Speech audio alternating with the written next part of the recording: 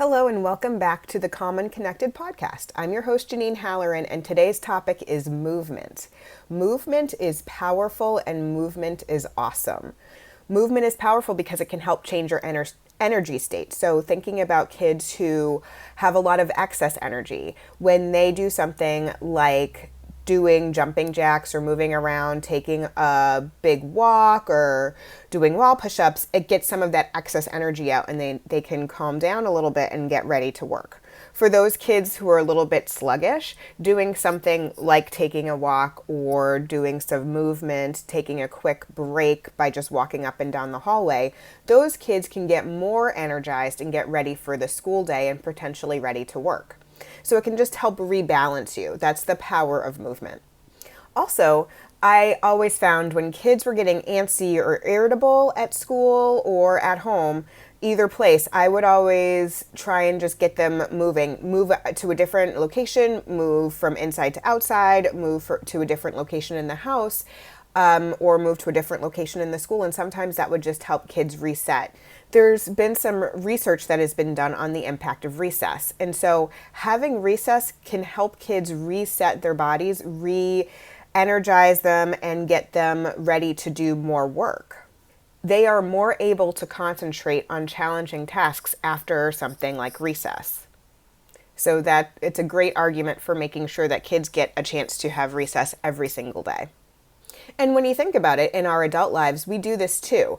We don't sit for an 8-hour day and not move. We take a lunch break. We go and take a water break. We go take a break at the cooler. We go to the bathroom. We go chat with a friend. So we take breaks as well. And so kids need those breaks too. It's really hard to sit still in a classroom for 6 hours a day.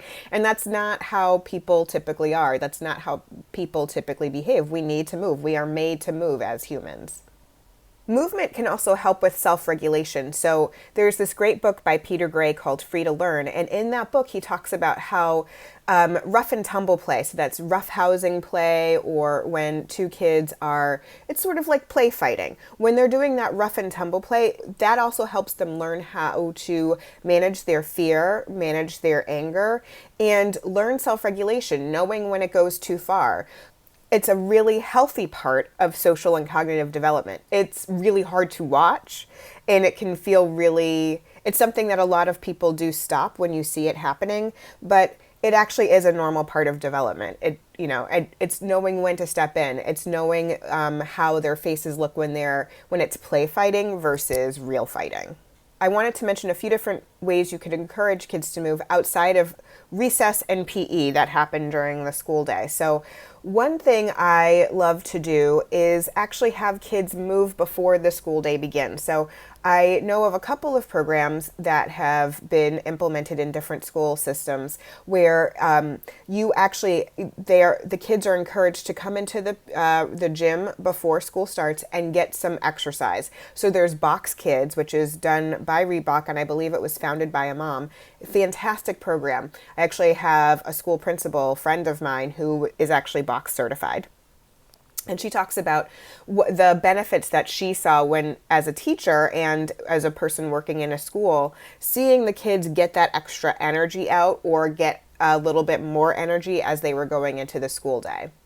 Another program I really love is done by a woman whose name is Lynn Kenny. And she's written a lot of books talking about how you can encourage play in children and some different ways to move. So one of her programs that she talks about and she has available right now is called the Kinetic Classroom.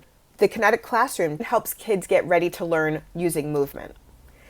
And then one last suggestion I have is just to get your kids to move before the school day. I actually have a neighbor here who has 3 really busy boys. And what she would tell me, we talk at the bus stop, she would tell me that, a couple of her older boys, they were up early because sometimes kids do get up really early. And so she would meet up with a neighbor and they'd play soccer for 20 or 30 minutes before the school day began. And it would really help them regulate their bodies and regulate their emotions before they had to get on the bus. And so they were able to get some of that excess energy out even before they were starting their school day. It was phenomenal. I'm going to be giving some more ideas about body movement, big body play, big body movement coping skills, and small body movement coping skills in a future couple of episodes of the podcast. And as always, please take a few moments, do something for yourself, and have a little fun. Have a great day.